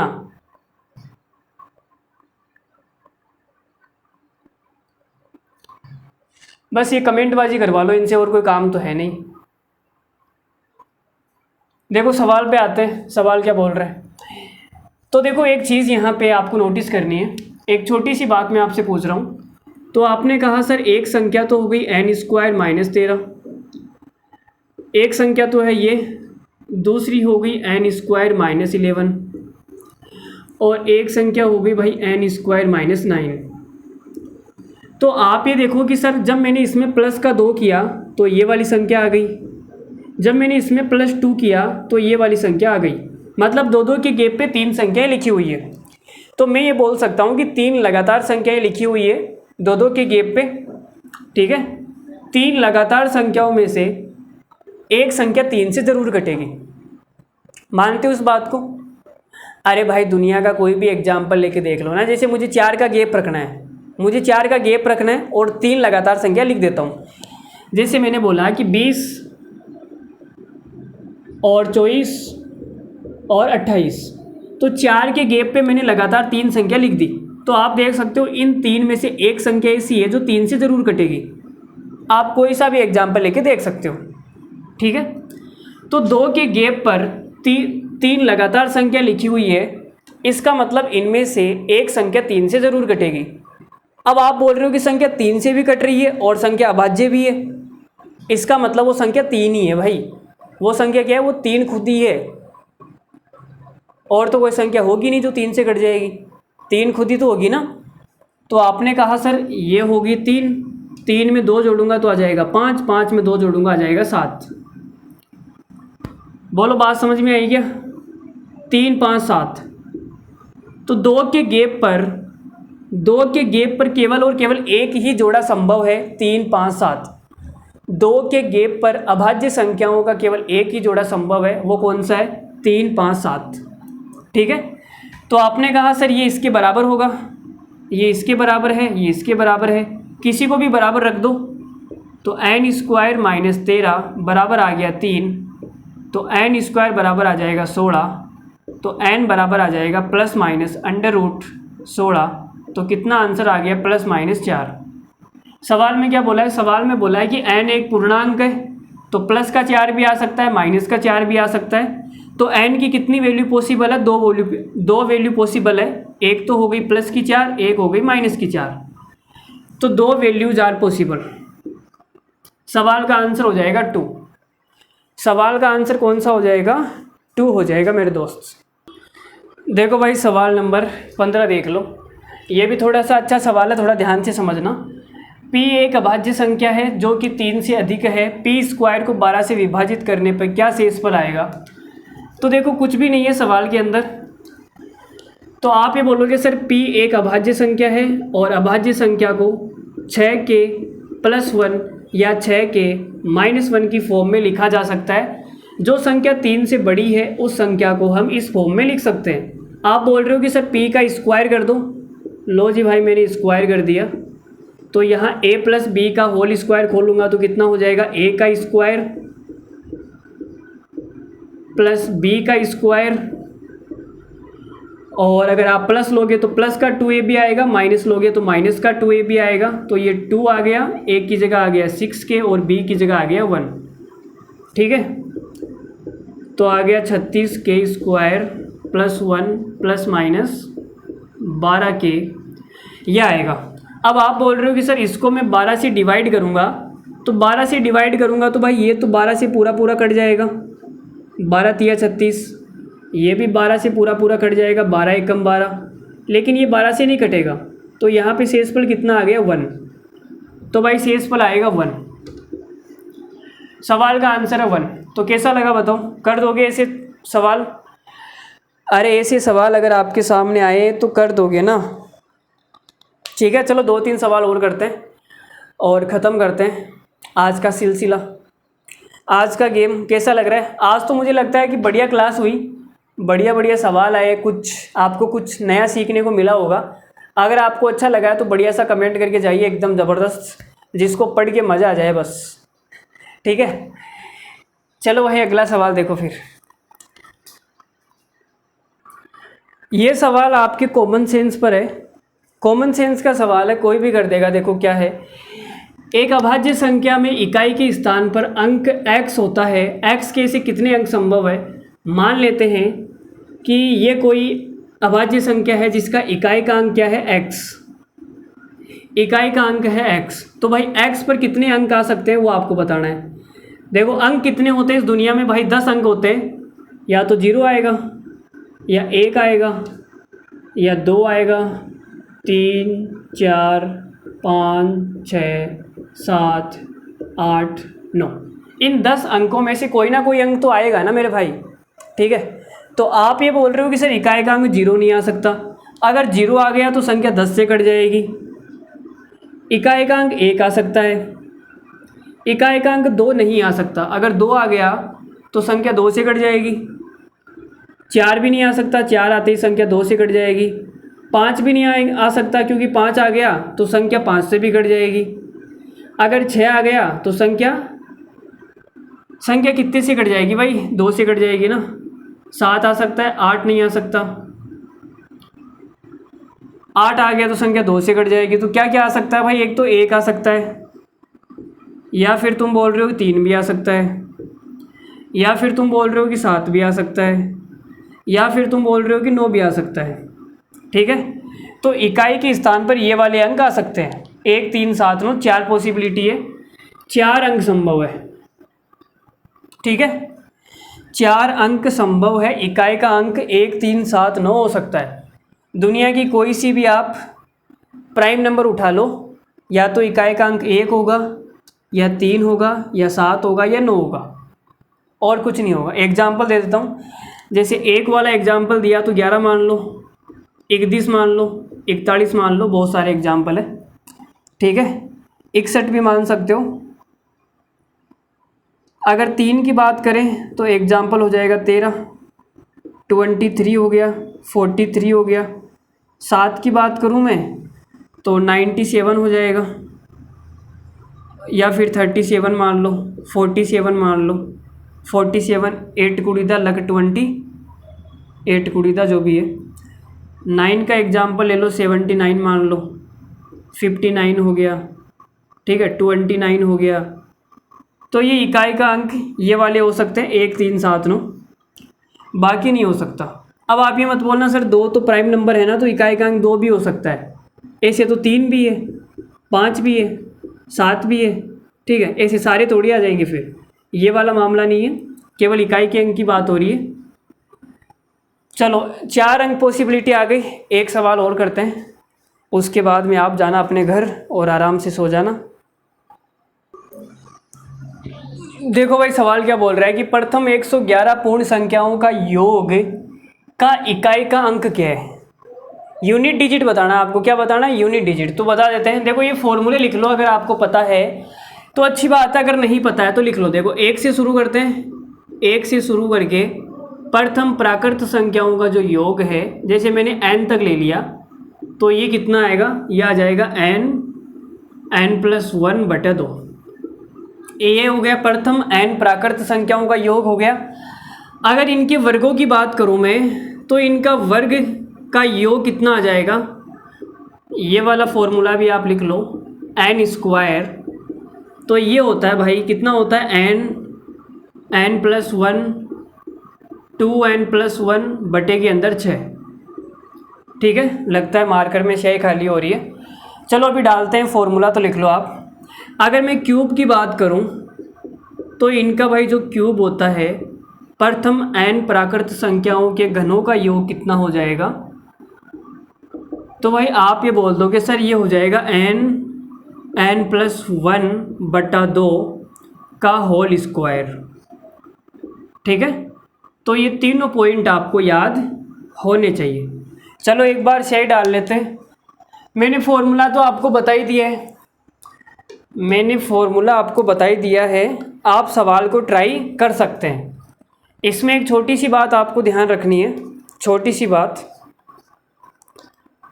उस पर अगर आपने गलती कर दी तो सवाल हो जाएगा आपका गलत, वरना सही है। अगर आप में थोड़ा बहुत भी दिमाग है तो आप इस सवाल का आंसर सही करोगे, मुझे पता है, नहीं तो गलत कर दोगे। अगर आप उसके ख्यालों में खोए हुए हो भाई तो गलत कर सकते हो, तो ये सवाल पक्का गलत करोगे, नहीं तो सही कर दोगे। देखो मैं बता रहा हूँ, अगर आपका आ गया आंसर तो अच्छी बात है, नहीं आया तो बोर्ड पे देख लो। देख लो जी, देख लो क्या रखा है इन सब बातों में, कुछ नहीं रखा जी। देखो तो इसने बोला है कि प्रथम 111 पूर्ण संख्या, तो पूर्ण संख्या 0 से शुरू होती है। तो भाई आपने कहा सर ये हो गया 0 1 2 3, ऐसे करते करते कहाँ तक जाना है, मुझे 111 संख्या लेनी है, तो ये 110 तक आएगा। भाई 1 से 110 आ गया और एक 0 हो गया, तो 111 हो गई ना। तो मुझे इनका योग निकालना है, तो आप देखोगे 0 का तो कोई मतलब नहीं है, तो मुझे बेसिकली इनका योग निकालना है। ठीक है, 1 से लगा के 110 तक, तो ये वाला फॉर्मूला लग जाएगा n+1/2। तो इनका योग कितना आ जाएगा, n की जगह है 110 इंटू 110 + 1, तो ये हो जाएगा 111 बटे में आएगा 2। 2 से कितनी बार कटेगा ये, 55 बार। और 111 को 55 से इंटू करूँगा तो इकाई का अंक कितना आएगा भाई? इकाई का अंक आएगा 1। इकाई का अंक 1 और सॉरी 5 आएगा ना। 5 से मैं 1 को गुणा करूँगा तो इकाई का अंक 5 आएगा मेरे दोस्त। सवाल का आंसर हो जाएगा 5। ये तीनों फॉर्मूले आपको याद होने चाहिए। बाकी सवाल में कुछ भी नहीं था, सवाल एकदम आसान ही था। ये सवाल नंबर 18 जो भी बताएगा उसको मेरी तरफ से अभी तुरंत ही पिज़्ज़ा ऑर्डर करके उसके मुंह पे फेंक के मार दिया जाएगा कैमरे में से। मैं स्विगी को फ़ोन लगा लेता हूँ। देखो स्विगी, हाँ हेलो स्विगी, क्या कर रही हो? अच्छा अभी रेस्टोरेंट ही हो, ठीक है। तो देखो हमारे स्टूडेंट्स के लिए 2 पिज़्ज़ा 2 बर्गर, और आज मेला भी है तो तुम एक काम करना 2 रेवाड़ी भी भेज देना साथ में। और तुम क्या खाओगी? हाँ साथ में ये तुम्हारे पास में बैठी ना, इससे भी पूछ लो तुम्हारे लिए क्या मंगाना है। अच्छा तुम्हारे लिए 2 समोसे। हाँ आप पहले से मोटी हो रही हो, समोसे खा के और मोटी हो जाओगी। हाँ स्विगी इसके लिए 2 समोसे कर देना, ठीक है। सारे ऑर्डर लिख लिए ना तुमने? हाँ मेरे लिए क्या भेजोगी यार तुम? मेरे लिए तो क्या भेजोगी तुम, रहने देना, अभी मुझे भूख भी नहीं है वैसे, ठीक है। चलो ठीक है, ओके स्विगी डन। पेमेंट में डन कर दूंगा, अभी कर रहा हूँ, ठीक है। तो लो भाई ये स्विगी को पेमेंट कर देते हैं।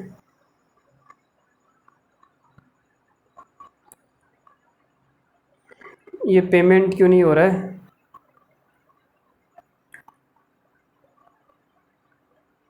हो गया भाई। तो मैंने स्विगी को अभी 950 रुपये पेटीएम कर दिए हैं। अभी ऑर्डर आ जाएगा दोस्तों, तो ऑर्डर आ जाएगा, जिसका जो भी सामान आएगा उसको कैमरे में से फेंक के उसके मुंह पे मार दिया जाएगा, ठीक है। चलो देखो सवाल करते हैं।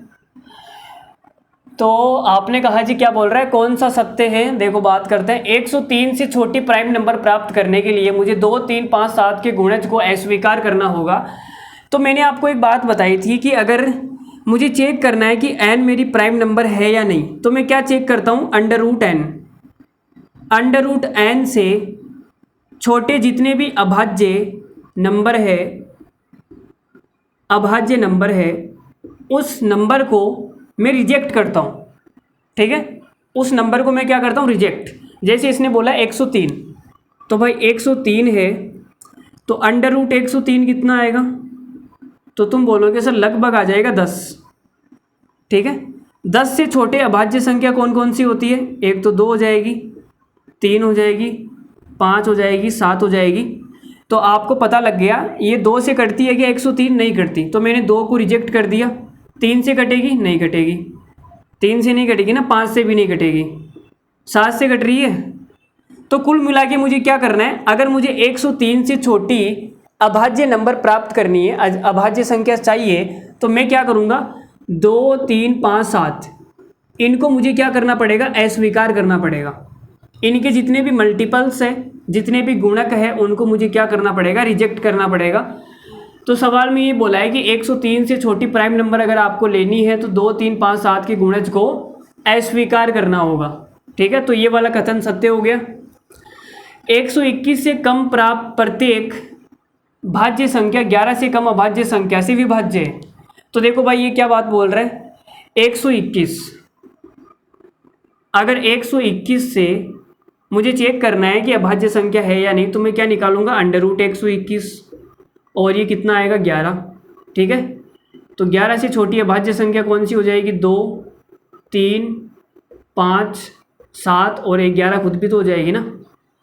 2, 3, 5, 7, 11, ठीक है। लेकिन इसने 11 नहीं बोला है तो कोई बात नहीं, कोई फ़र्क नहीं पड़ेगा। 2, 3, 5, 7, ठीक है। तो इससे छोटे मुझे अभाज्य नंबर चेक करना है। अच्छा मैंने वहाँ पे क्या लिखाया था? 1 मिनट, मैंने वहाँ पे लिखाया था इससे छोटे या इसके बराबर, ऐसा ही लिखाया था शायद। मैंने आप जाके देखना है, वहाँ पे मैंने लिखाया था n को अगर अभाज्य संख्या चेक करना है तो अंडर रूट n से छोटे अभाज्य संख्या या अंडर रूट n के बराबर। तो बराबर वाला शायद मैंने गलत लिखवा दिया है, बराबर वाला नहीं आएगा, वहाँ पे जाके सही कर लेना। बराबर की जगह आप ये लिख लेना अंडर रूट n से छोटे, बराबर नहीं आएगा, ठीक है। क्योंकि यहाँ पे देखो 11 नहीं आ रहा ना, 11 से कम की बात ही कर रहा है, तो बराबर नहीं आएगा, ठीक है। वहाँ पे जाके सही कर लेना। तो देखो क्या तो आपने कहा कि अगर अभाज्य संख्या चेक करनी है तो मुझे 2, 3, 5, 7 इनके मल्टीपल्स को मुझे क्या करना पड़ेगा, रिजेक्ट करना पड़ेगा, हटाना पड़ेगा। अगर ये संख्या 2 से विभाज्य हो गई, अगर ये संख्या 3 से विभाज्य हो गई, या फिर अगर ये संख्या 5 से विभाज्य हो गई, या फिर अगर ये संख्या 7 से विभाज्य हो गई, तो ये संख्या कौन सी हो जाएगी, विभाज्य।